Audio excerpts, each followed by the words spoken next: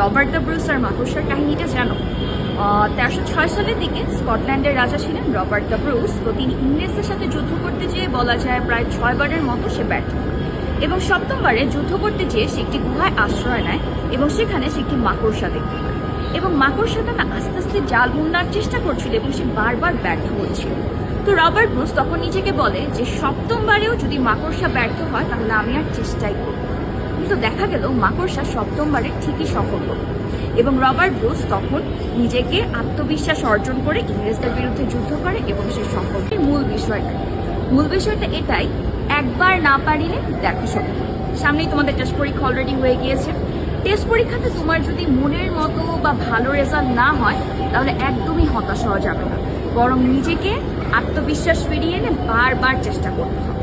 আর test পরীক্ষা দেওয়ার সময় তুমি কিন্তু প্রতিটা বিষয়ে বুঝে গিয়েছো যে তোমার কোন কোন জায়গাতে দুর্বলতা আছে।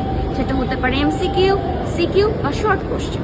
তোমার যে কাজটা করতে হবে বারবার প্র্যাকটিস করতে হবে। আর বায়োলজির ক্ষেত্রে আপু তোমাদের থেকে যেই কমপ্লেনটা বেশি পেয়েছে আপু এমসিকিউতে অনেক ভুল হচ্ছে। তাহলে এখন উপায়টা কি?